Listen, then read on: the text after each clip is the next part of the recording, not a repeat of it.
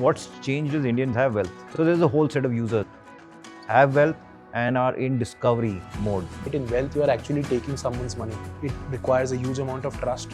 We often say getting to 1 million users and accounting for their largest part of their financial services needs is potentially worth $1 billion in valuation.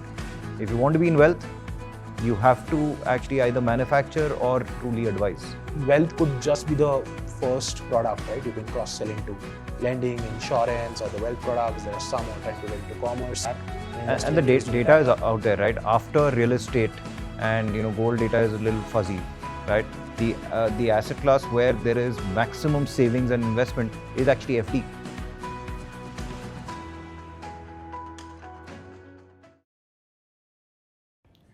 Hi everyone, welcome to Matrix Moments. This is Anand. I spend most of my time learning about fintech, financial services ecosystem, and investing in early stage startups.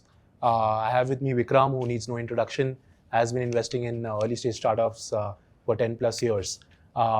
We have been discussing internally a lot about our thesis on wealth ecosystem, wealth tech startups coming to age, and we thought we should put it out there. Share our views and get feedback from you all. Hi Vikram, you have been investing in fin startups, SaaS startups, commerce. We have a lot of successful lending companies in our portfolio. What has changed in wealth, right? If you see in last 5 to 10 years, enough money hasn't gone to the wealth ecosystem as much as lending, insurance. We are starting to see something changing. Would love for you to talk a little bit about it. What do you see? Well, what's changed is Indians have wealth. I say that jokingly, but it was that wealth was concentrated with a very small set of people who were highly served or overserved in a very physical context. Now we are seeing that wealth getting distributed. We are seeing through COVID a whole set of new users who have transacted for their first or second time in a wealth product beyond sort of FD or bank or something that's been pushed. So they have discovered something and then they have sort of transacted. So there's a whole set of users who are now have wealth and are in discovery mode there. The second thing is that they now, wealth or wealth tech is now a pull product for them because they are in discovery mode. It is pulling them into their first transaction and so on. I think these are the two big factors, right?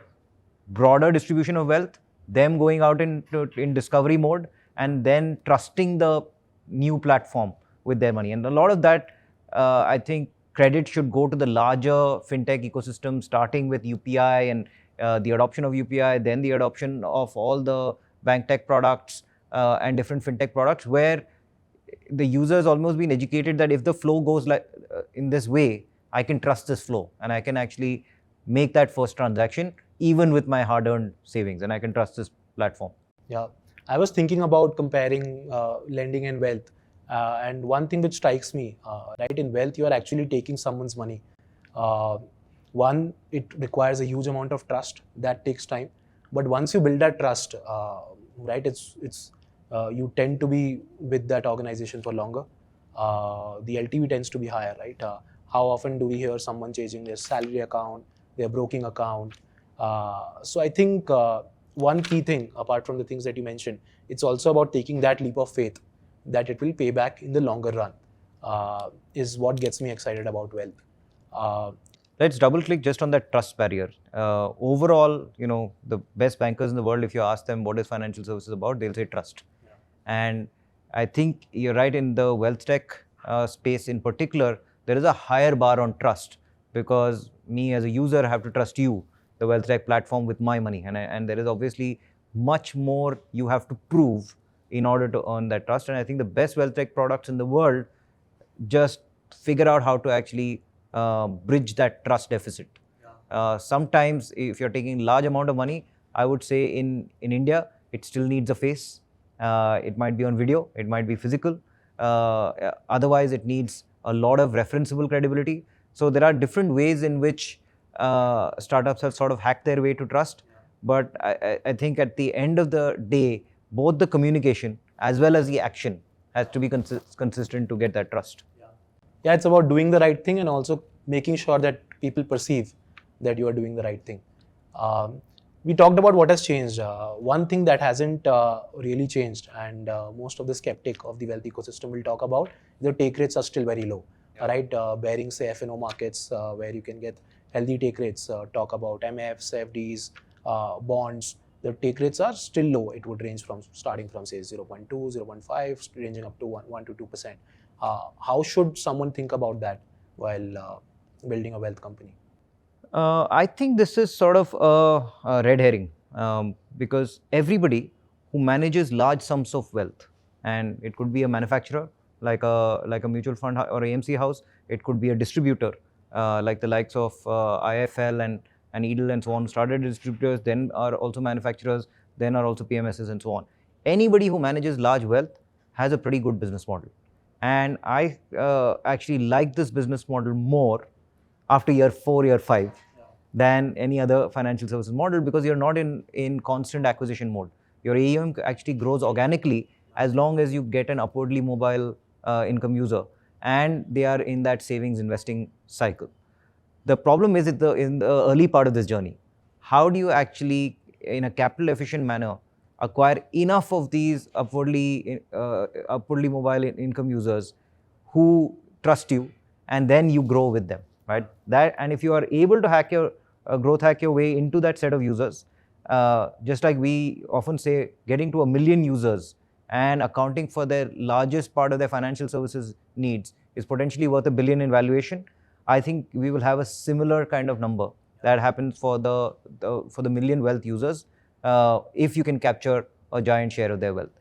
I think you will have to be smart as a founder on 2 or 3 things. The first is being very capital efficient early, taking leaves out of the Zerodha book, out of the Grow book, on acquiring the first set of users very frugally or in a content first way and so on. That's one.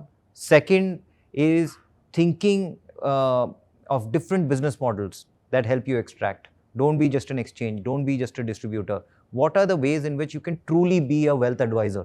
If you want to be in wealth, you have to actually either manufacture or truly advise. And what are the ways in which you can get there? Third, invest in all the regulation and compliance, which helps you do the first 2. Often I am seeing a lot of the early potential wealth first startups do the first 2 well, but then leave regulation and compliance to the end, such that they can't build the business model. Yeah, and actually there is enough data out there if you look deeply, right? If you look into listed AMCs, they tend to perform a lot better over time because the operating leverage kicks in. What people don't talk about enough, right? AMCs are like SaaS businesses. You get operating leverage, your margins are high, retention is maybe one might argue better than some of the SaaS tech businesses out there. So that is one avenue you can unlock as you grow. Second is wealth could just be the first product, right? You can cross-sell into lending, insurance, or the wealth products. There are some who are trying to get into commerce. So it might not be the end. It might be your real wedge to capture a user. And one may argue that it's one of the best wedges, right? Because if someone is putting in his hard-earned money with you, he's more likely to trust you in the long run to buy other products from you. Moving on, Vikram, there is enough content out there on equity, F&O. It's always hitting the headlines. I think people are not talking enough about fixed income, right? Because as it is in the name, right, it might sound a little bit boring. There is no thrill to it, no ups and downs. How do you think about fixed income? So I'll say 2 or 3 comments. I think Nitin Kamath is on record and he has multiple tweets that the best product for India to start investing is a debt or fixed income product, something that's more easily understood and it's more secure. And therefore, that is actually the right entry product instead of getting people hooked onto very high returns. It is better that people start their journey there. So and Nitin is a very thoughtful guy when it comes to how to build wealth. The second is, if I look at HNIs, what do HNIs do differently? They invest in fixed income. They actually don't look for very high-flying returns, right? And this is actually the biggest learning that you get from HNIs, that they look at fixed income, they look at risk-adjusted return, and they look at tax adjusted return, both of which fixed income actually rates very high, and therefore they look for all kinds of fixed income. So part of it is FDs, part of it is government bonds, which are incredibly tax efficient. So they will always have a portfolio of that.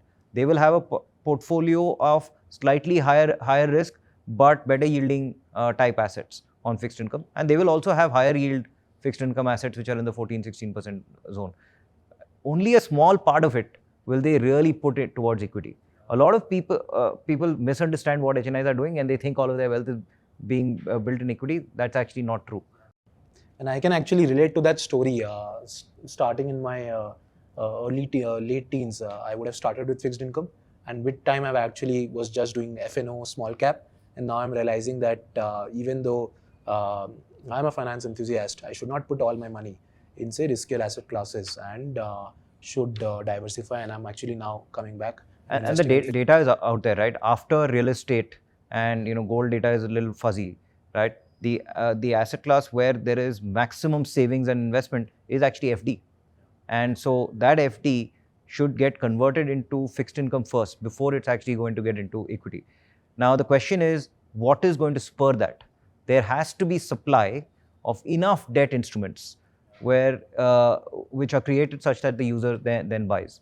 And I think right now this is a process, and at least for me, the end, if I just look at it from a system perspective, the system has created a lot of equity products for users to invest. They have not created as many debt products, and some of it is just that if you look at paper, I mean commercial paper, any kind of treasury and so on, it's only A-rated paper, right? And for those who don't know, there's A, AA, AAA. Those are the risk ratings that you get, and commensurate to that you get a yield. Now only that paper is discovered in the market, and so people don't even manufacture a lot of paper which is rated below. There needs to be a much more wider market in the ecosystem where you are able to manufacture a lot of these debt products at the next level. And we are also seeing a lot of companies, including some in our own portfolio like Oxizo, which are going and creating that kind of firstly they're underwriting that debt, then they're creating that debt product which can then come on to sort of wealth platforms. And honestly, as an economy, creating this debt securitization and this debt manufacturing marketplace is super important for the economy to have not just equity funding, but also debt funding fueling the economy. And if you look at the US economy, the debt market is several times bigger than the equity market. Yeah, and even the regulator is thinking about it, right? That's why we now have a bond broker license. So I do expect the retail bond market to grow from here. And if you see all the 4 A's, right? Indians now have wealth, so they can afford buying these products. A lot of the companies, like you mentioned, they are trying to create access for it. And over time, these products would be available. So I do see that bond markets will flourish in coming years, and that's why we have invested in stable money. Would you like to talk a little bit about our investments, stable money and both deserve? Super excited to announce our investment in stable money. It's a WealthTech, starting with fixed income, but going after hopefully a landscape of alternate investments and debt manufactured products. We are super excited to back both Saurabh as well as Harish. Saurabh comes with deep expertise in building tech companies, Navi, Swiggy, before that, and was a founder. And Harish comes with decades of experience in managing other people's money, and he's a CIO. So very excited about the combination of these two. We also invested in Deserve a couple of years back. It's not exactly the same product, but they also have an expert-led approach, but they're managing a portfolio of assets by creating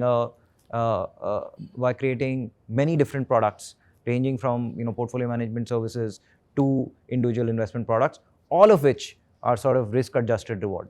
Yeah. No, thanks, Vikram, for sharing your thoughts. Enjoyed the chat. To our listeners, if you have a point of view on WealthTech, wealth ecosystem, do drop us a line. Would love to chat. Cheers. Thank you.